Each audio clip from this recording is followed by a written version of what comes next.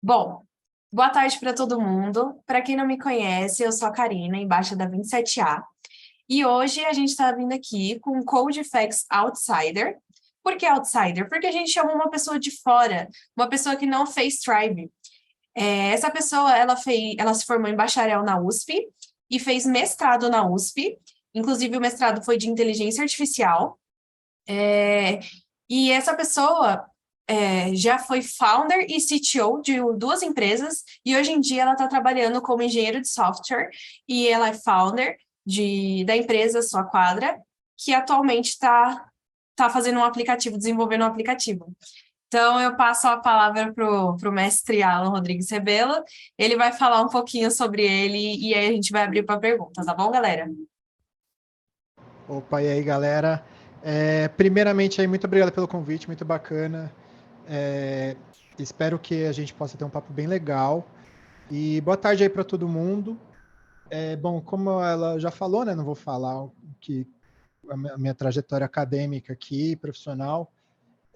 Mas assim, eu sou um cara que sou apaixonado por tecnologia, e inteligência artificial, obviamente. E estou no mercado há uns 15 anos, perdi a conta, mais ou menos por aí. E espero que eu consiga responder aí as perguntas que vocês tiverem e possa agregar no conhecimento aí da galera. Isso aí. Bom, quem tiver alguma dúvida, pode estar levantando a mão, que aí a gente vai respondendo. Pode perguntar, Alexandre. Opa, boa tarde, Alan. E aí? Eu gostaria de saber, cara, como que está o mercado atual? Como que está para um júnior entrando? Quanto está demorando para ele se tornar um pleno, ser efetivado? E como está o cenário brasileiro? Tá, essa pergunta é meio capciosa, né? Na verdade, assim, é meio complicado. Você falar de tempo, vai depender muito de você mesmo e da própria empresa, né, que você tiver. Pode ser que você esteja merecendo uma promoção faz muito tempo e não deem, e pode ser que também deem uma promoção antes de você precisar, né, receber essa promoção.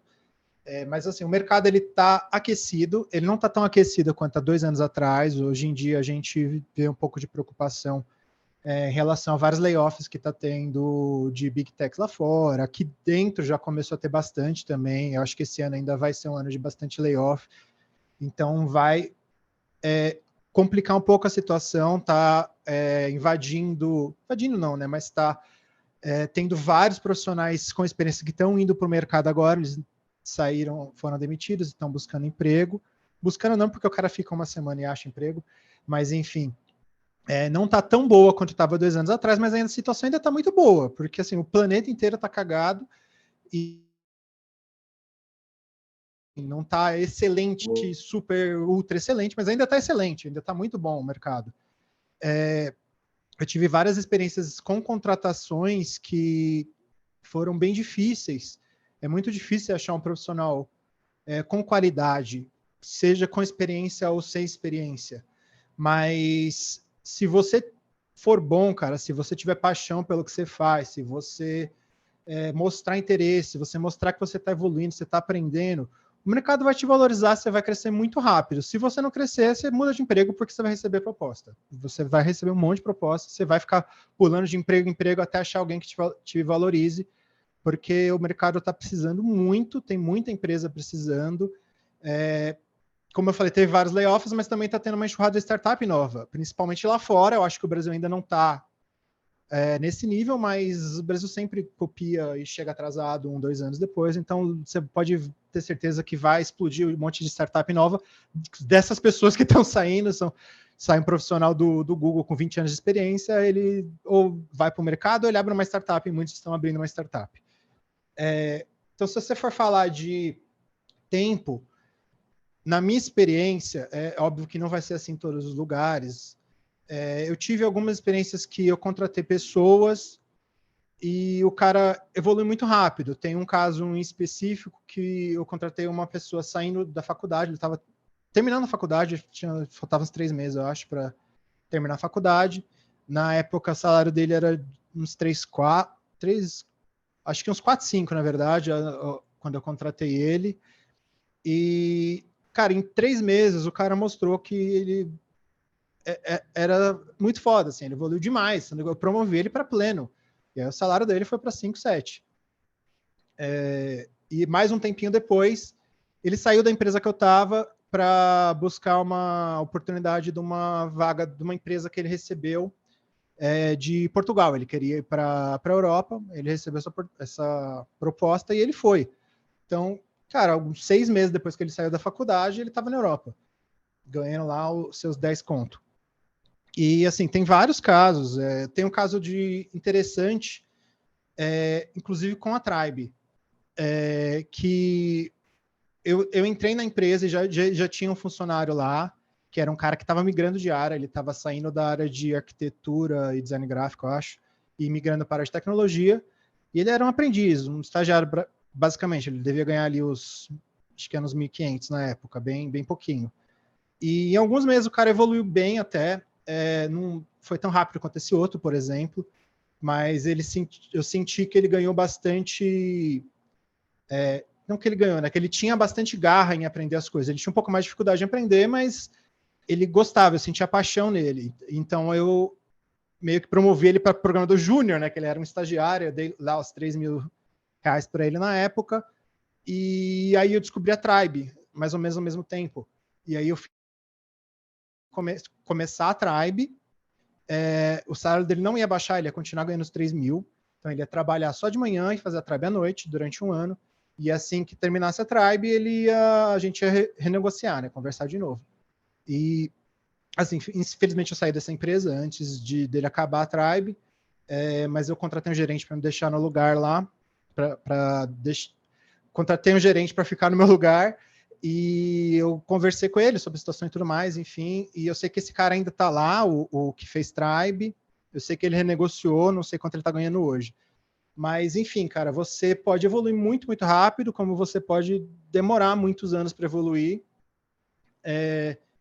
Mas, assim, cabe muito de você mesmo. O mercado está aquecido, o mercado está precisando de profissional.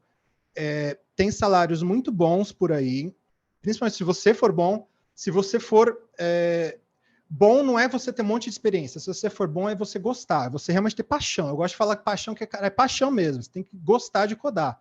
Se você não gosta da área de tecnologia, se você está aqui para ganhar dinheiro, cara, você não vai ganhar dinheiro aqui. Vai fazer o que você gosta, você não vai ganhar dinheiro. Você vai ser sempre um profissional medíocre para baixo, né? Então, e você não vai evoluir, você não vai ganhar dinheiro. O profissional precisa de gente boa. O mercado precisa de profissional bom, né?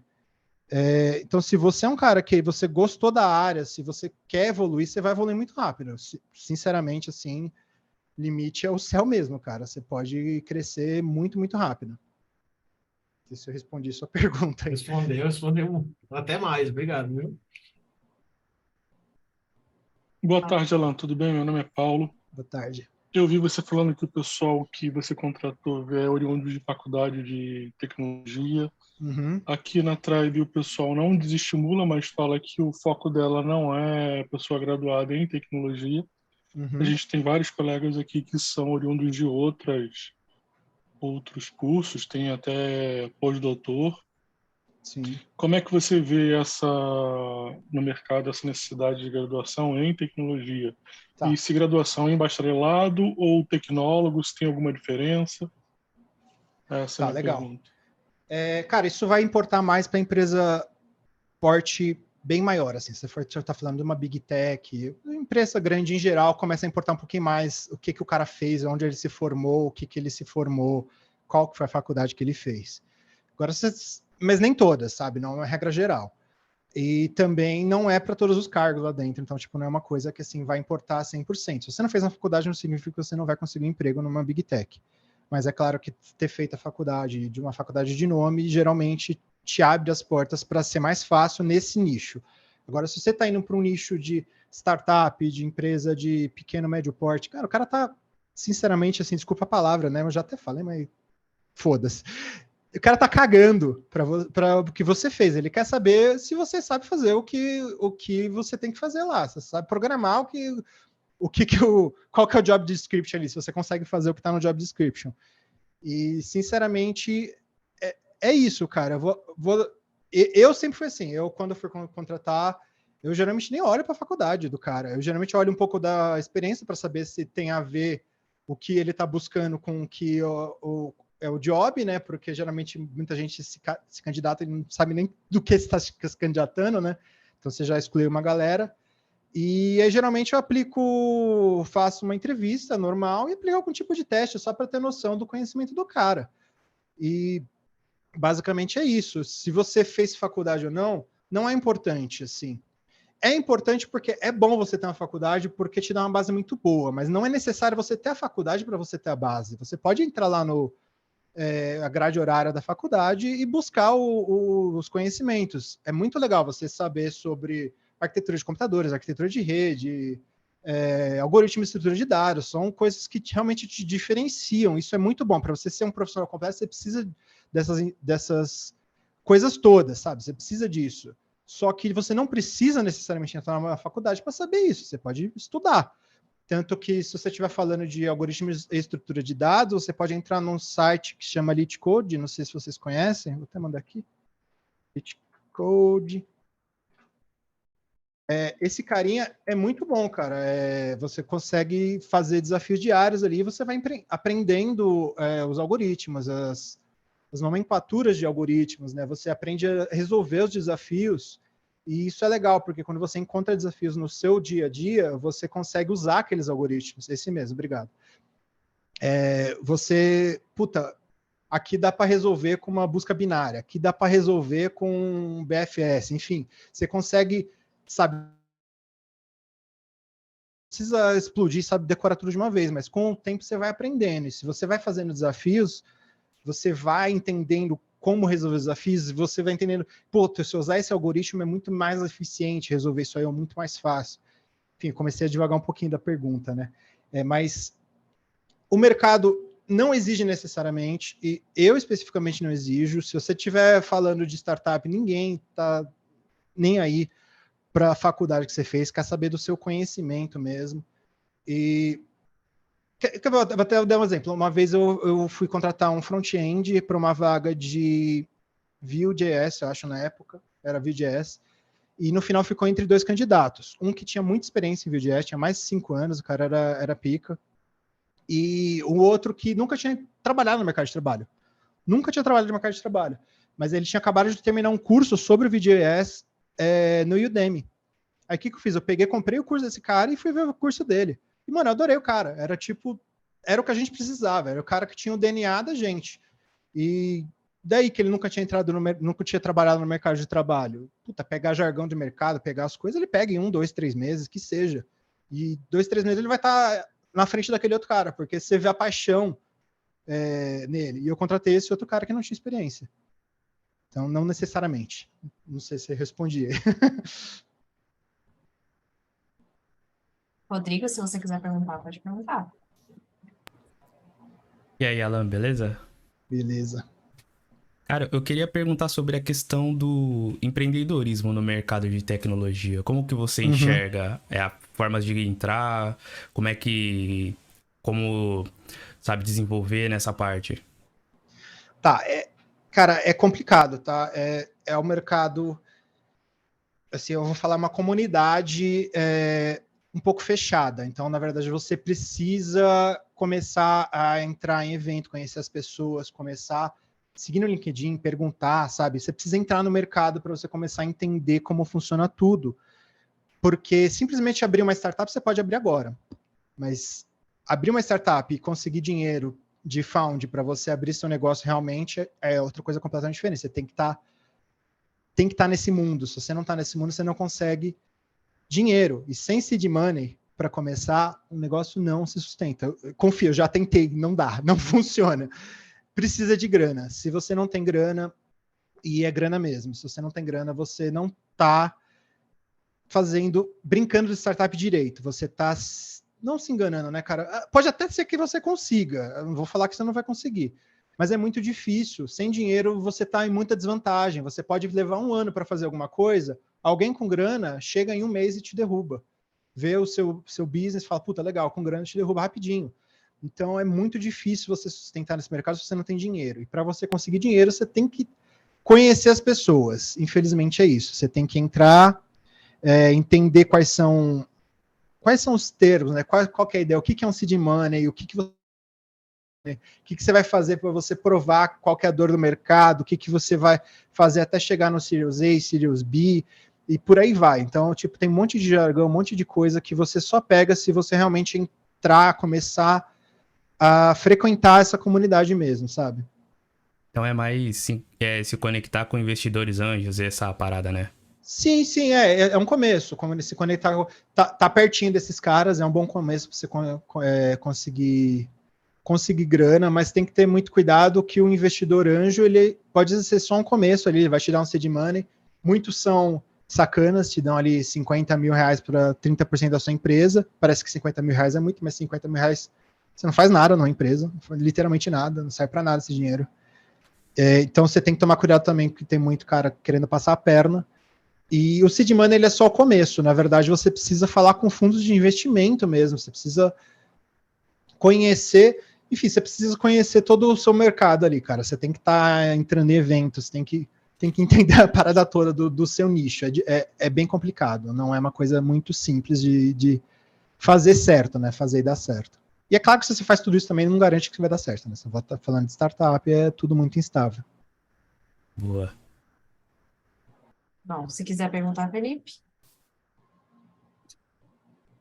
Opa, boa tarde. Aproveitando o embalo aí do colega da turma 29, é, essa questão da proporção, né? Proporção financeira, a gente estaria falando mais ou menos de quanto, e você comentou já algumas etapas aí. Qual, na sua perspectiva, seria, por exemplo, além da grandeza de valores que a gente estaria falando, meio que um caminho das pedras, assim, um dream team, né? É porque, lógico que o pessoal fantasia muito, mas aquela série do Spotify, eles meio que fantasiaram que a gente vai ter um time pequeno, mas vai buscar os melhores, né? Uhum. Então, eu queria ouvir um pouco a sua mentalidade em relação a isso. Tá, não, eu gosto dessa mentalidade de ser enxuto e buscar pessoas boas. Eu acho isso muito bom mesmo. Na verdade, eu estou no emprego que eu estou agora. Por causa disso, eu estava como CTO na empresa anterior e aí eu meio que foi um downgrade de cargo, né? Agora eu estou como engenheiro de software mesmo, porque um amigo meu que é o CTO nessa outra empresa me chamou, que eu já tinha trabalhado com ele, porque eles estavam começando uma startup e estava com grana, estava monetizado, e aí ele estava montando um Dream Team, e fez muito sentido todo o cenário, e eu acabei indo por causa disso. Então, sim, faz muito sentido você começar pequeno. Inclusive, agora, sim, a gente está contratando, eu estou precisando de uma pessoa para o meu time, preciso de um programador júnior, o salário é de 5 a 10, e só que, assim, é um cara que a gente está procurando o melhor do melhor de um júnior. Então, a gente está procurando realmente pessoas muito boas, pessoas excepcionais. E eu acho super válido, eu acho muito mais legal pagar 10 mil reais para um júnior muito bom do que 5 mil reais para um sênior, mais ou menos. Um sênior ganhando 5 mil reais, o cara deve ser ruim mesmo, né? Mas, enfim. E você perguntou de valores, né? O que você acha que seriam valores legais? A ordem de grandeza da seed, assim. Tá. Cara, então é difícil, depende muito do seu business também, mas você tá falando de 50 mil reais é muito pouco, 1 milhão já é alguma coisa que você fala, pô, legal, isso é um seed money que dá para começar alguma coisa, mas também não é um dinheiro que você vai durar um ano, porque se você fala que você vai montar um Dream Team, puta, eu vou pegar um back foda de 20 mil reais, vou pegar um front foda de 20 mil reais, vou pegar um UX foda de, sei lá, 15 mil, não sei o que. Daqui a pouco sua folha de pagamento está 200 mil por mês. Você dura quanto? Qual que é o tempo que você vai fazer o burn desse dinheiro? Você não vai durar um ano. Então é muito complicado. A folha de pagamento cresce muito rápido. E pessoas boas ganham muito dinheiro. Então, 1 milhão talvez seja um dinheiro legal, assim, né, para começar. Mas se você quer realmente durar até ali o Series A, que aí é onde vem a grana mesmo, você precisa de alguns milhões, não é uma coisa pouca, sabe? Você está falando você precisa de uma grana ali para durar pelo menos uns 3 anos. Você está falando de 20 milha. É um dinheiro pesado, mas é um dinheiro que o mercado está acostumado a investir em startup. Hoje em dia está complicado, porque realmente o mercado está ruim, ninguém está querendo investir, então está muito difícil pegar dinheiro, a não ser que você realmente dê sorte, você tenha contatos muito bons, ou se a ideia seja sensacional, você consiga juntar uma galera. Enfim, tem que juntar um monte de coisa legal para conseguir juntar, para conseguir levantar a grana, né? Mas se você conseguir levantar, cara, aí é questão de você provar que a sua ideia dá certo, realmente ver que mostrar, ó, dá para monetizar e dá para escalar. E aí você abre para Series A, aí vem a grana bem pesada mesmo, né? A gente está falando de muito dinheiro. aí que a brincadeira fica legal. Beleza? Não, show. E em relação a algum... Você tem alguma estimativa, assim, um caminho das pedras, um passo a passo que você teria a sugerir? Para você abrir uma startup? Para você sair, assim, do nível Tribe para entrar realmente num cenário competitivo de Tá, empreendedorismo. legal. Cara, assim, vocês estão aprendendo a programar. Eu diria que vocês precisa pegar realmente um pouco de corpo no mercado. Eu não abriria assim, sairia abrindo uma startup. A não ser que você realmente está muito seguro, você é um gênio, você é o cara foda da programação. Então, beleza, vai lá, cara. Mas assim, eu iria para o mercado mesmo, sai procurando emprego por aí, cara. E aplica para vaga de júnior, de 3 a 5 mil reais, tem um monte aí. Então você consegue entrar, ganhar uma experiência ali, e em 3, 6 meses você já vai estar entendendo mais ou menos como funciona, subir de cargo onde você tiver, ou realmente começar a procurar outros empregos por aí para você pular de empresa em empresa e ir crescendo, né? Também pode ser uma estratégia, depende muito de você. Perfeito. Obrigado. Se quiser levantar a mão, Giliade, desculpa. Gilead. Gileade, desculpa. Aqui não tem uma iluminação muito boa, tá, gente? Boa tarde. Boa tarde. Minha dúvida é, você comentou aqui, no mercado tem bastante dessas vagas de 3 mil a 5 mil reais para júnior e tal. Mas qual a área da parte de desenvolvimento web, em específico, né, do curso da Tribe, que a gente poderia estar aplicando, que você acha que tem um crescimento, assim, de conhecimento de mercado que seria mais interessante? Tipo, Olha, nicho de empresa, sabe? tá, você quer saber onde tem mais emprego, é isso?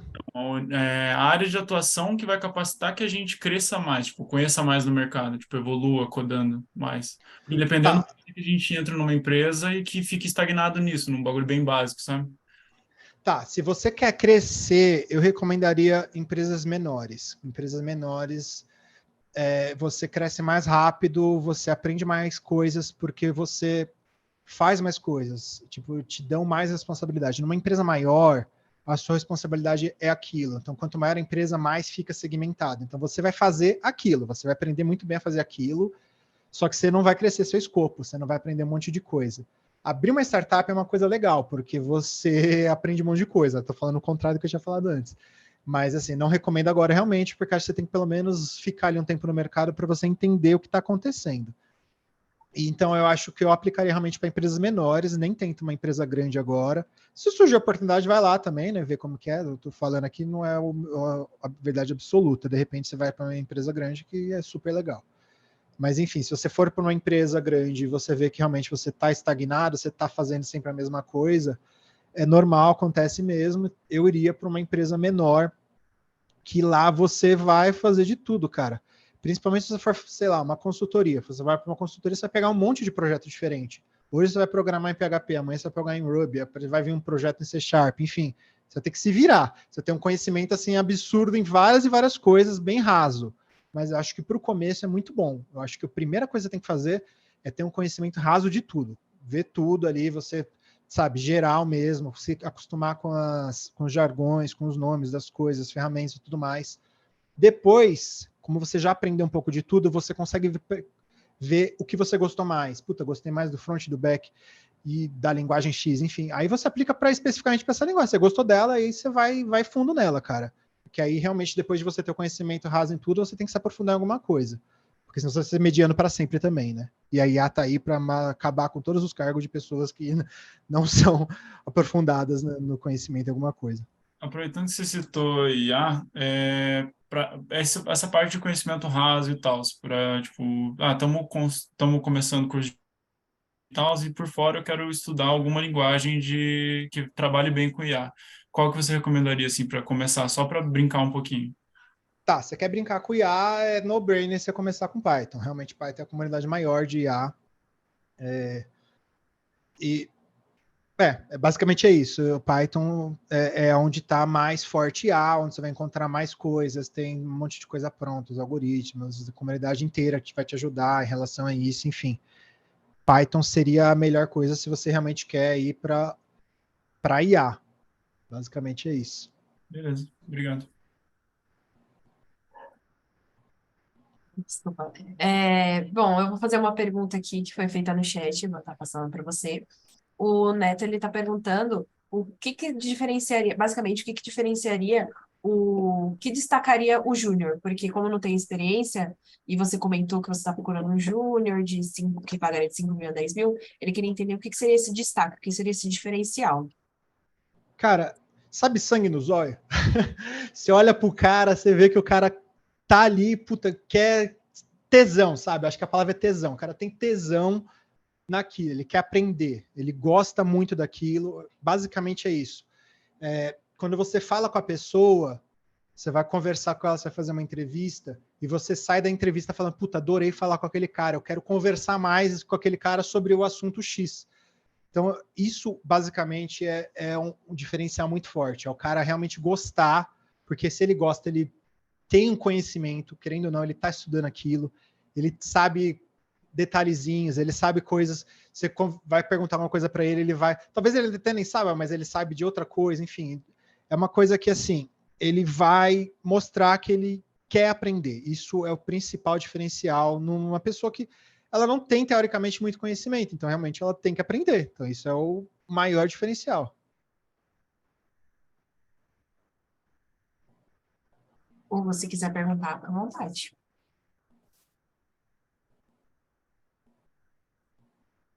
Boa tarde, tá me ouvindo? Boa tarde, sim. Oi, Alan, tudo bem? Beleza. Duas questões.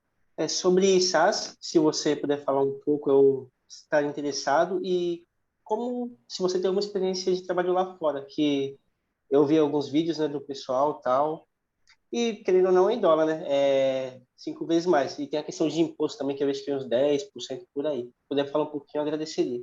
Tá, eu não entendi a primeira pergunta. Você falou do SaaS? SaaS, e isso que Mas eu o que vi que você também. quer saber sobre SaaS?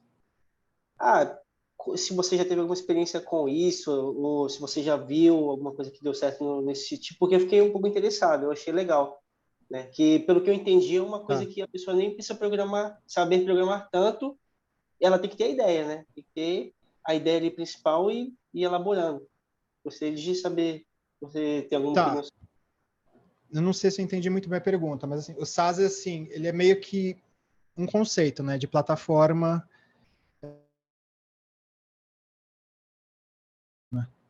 Então, assim, o SaaS, ele... Cara, realmente eu não entendi o que você quis perguntar. Não, é que entraria muito na questão do que o menino falou, né? O que a gente tinha falado agora, sobre empreendedorismo. Assim, você tem alguma ideia. Se você quer montar um SaaS, é isso? Eu ouvi a ideia e achei interessante, né? Achei meio prematuro querer montar alguma coisa ainda.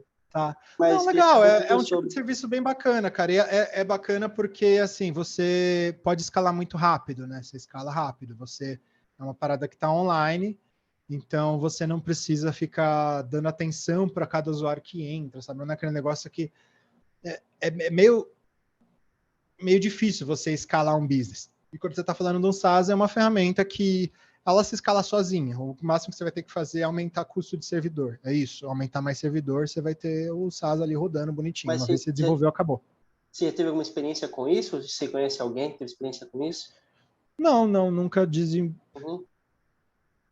Mais ou menos, tá, cara? É que depende muito do que você considerar como SaaS. Não, vou ficar no não, Aí a outra qual que era a outra pergunta? Sobre trabalho lá fora, se tem alguma experiência, tá. você pode falar Beleza. sobre. Tá, eu nunca trabalhei lá fora, tá? Eu tenho amigos que trabalharam, tenho amigos que trabalham lá fora. Eu acho que sim, é um caminho bacana. O problema principal de entrada é o inglês. O inglês é uma parada muito difícil. Você tem que ter um inglês bem fluente. Se você não tiver um inglês fluente para fala, dificulta muito. E, cara, você não percebe o quão difícil é isso até você sentir na pele. Por exemplo, uma vez eu fui fazer uma entrevista com um angolano. E na Angola eles falam português, só que é aquele português de Portugal, muito enrolado. Cara, é muito difícil a comunicação. O cara fala português e foi difícil a comunicação. Então imagina você falando com algum americano, ou qualquer pessoa que seja, falando inglês. Se seu inglês for muito difícil de entender, você perde muito ponto na entrevista. Porque o cara, querendo ou não, ele vai ter que se comunicar com você. Se ele não consegue se comunicar direito com você, é muito difícil. Então é complicado demais. Então você tem que ter um inglês bom. Não precisa ser aquele inglês que tipo você fala certinho, sem sotaque e tudo mais, mas tem que ser um inglês que a pessoa consiga entender o que você está falando. E é muito difícil isso. Eu tenho inglês que eu considero muito bom, só que eu não considero fluente, porque assim, eu entendo tudo que você fala, só que na hora de falar é difícil. Você sabe o som que você tem que falar, só que não tem a boca treinada para falar direito. Então você fala aquele inglês meio enrolado. Então é muito complicado.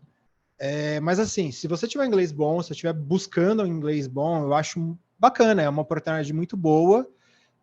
Só que assim, hoje em dia está um pouco mais complicado, né? Principalmente nos Estados Unidos, falando principalmente dos Estados Unidos, lá a área de tech está um pouco meio assim, tá todo mundo meio inseguro, né? Por causa da questão dos layoffs e tudo mais, tem inflação, a economia lá não está muito legal, não está mais complicado de se arranjar emprego lá. Mas assim, o inglês é meio que a língua universal para você falar em relação à tecnologia, né?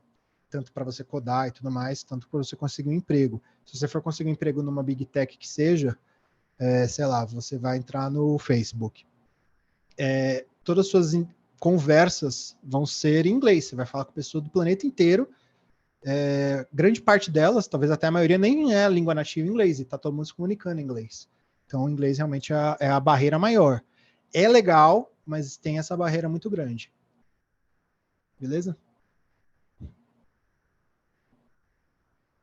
Bom, eu vou fazer a pergunta para o Rodrigo.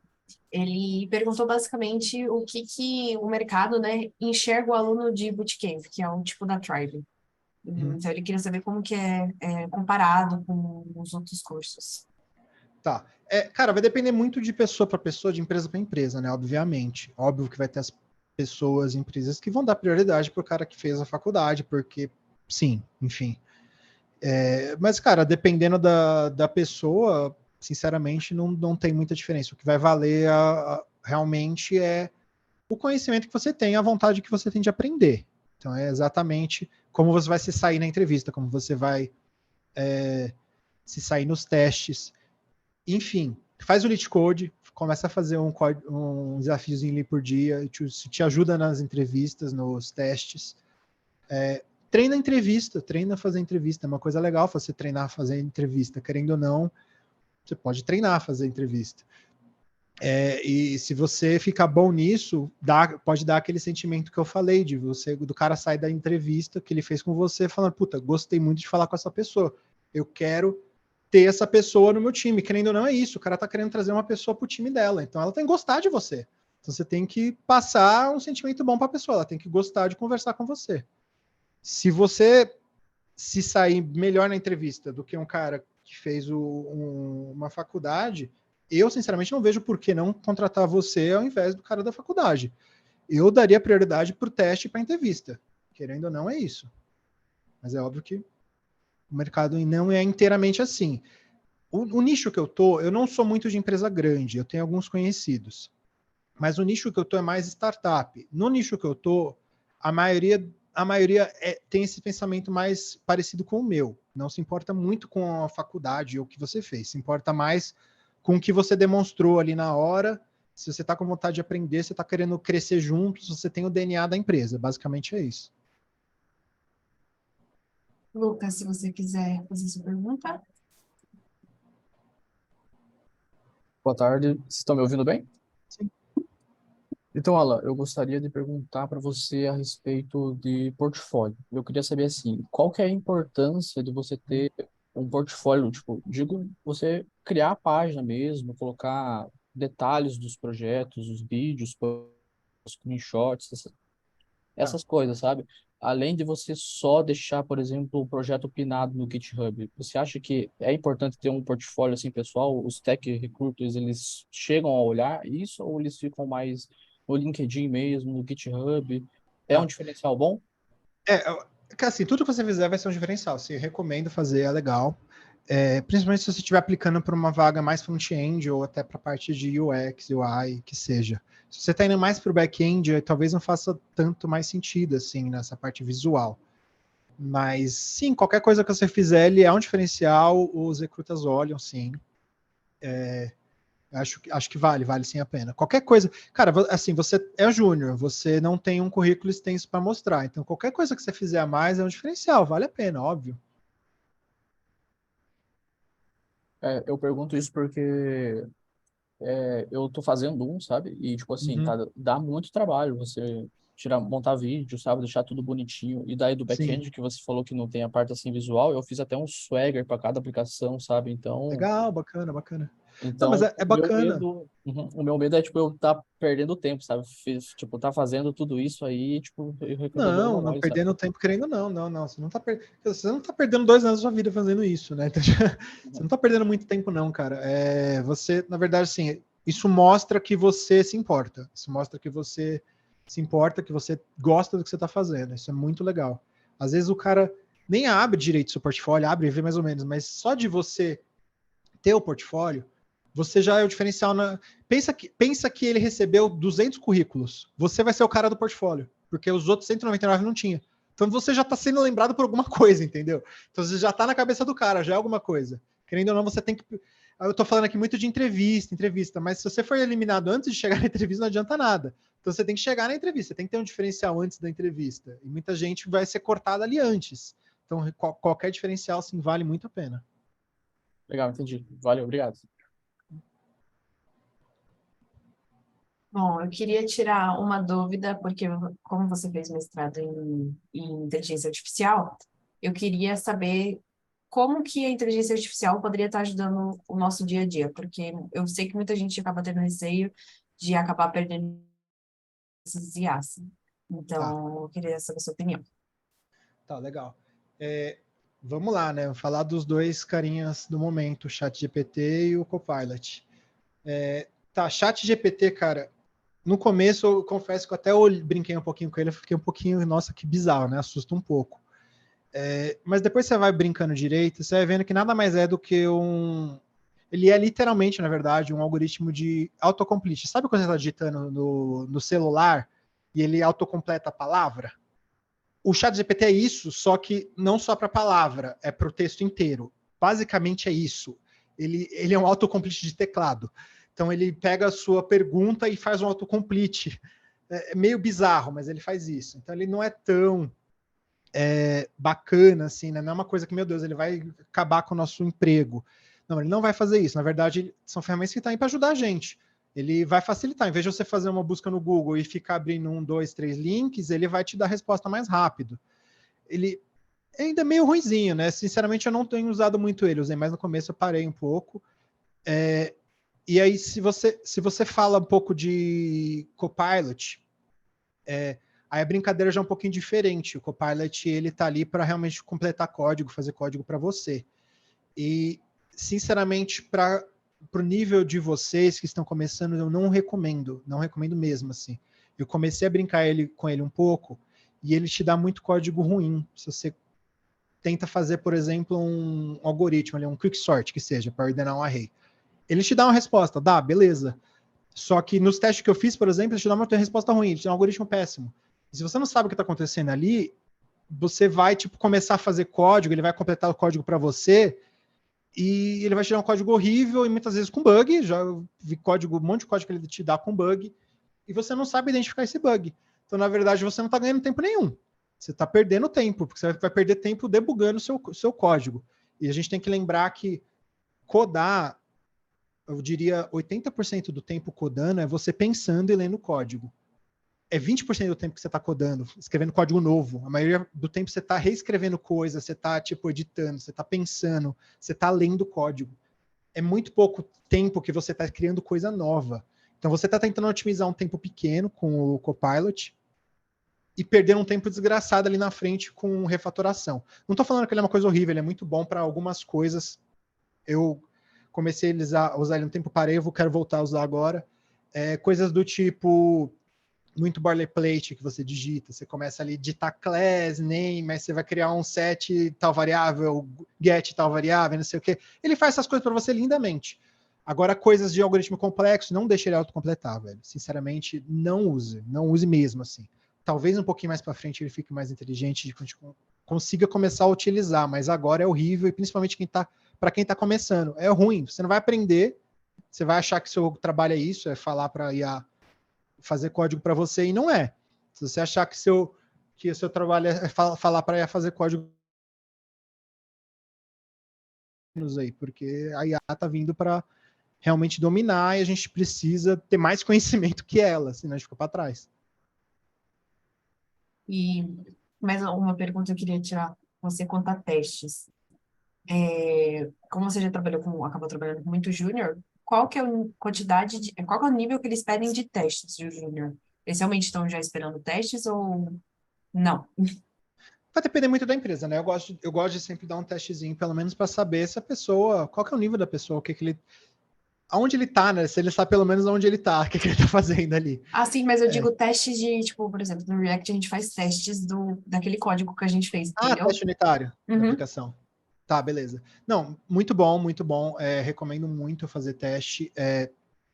Não é uma coisa obrigatória. Não acho que você tem que almejar 100% de code coverage nos testes. Não é uma coisa que precisa. Mas assim, pelo menos as partes críticas da aplicação, onde tiver regra de negócio, alguma coisa muito importante que eu estou fazendo um e-commerce, a parte de pagamento. Putz, isso aqui não pode dar problema, gente. Então, pagamento do carrinho ali não pode dar problema. Então, cara, enche de teste ali, pega os edge cases, tem que estar muito bem testado.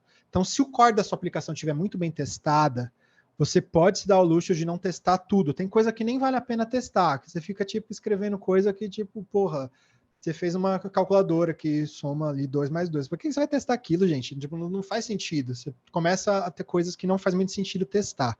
Mas sim, teste é muito bom, é necessário, o mercado valoriza bastante.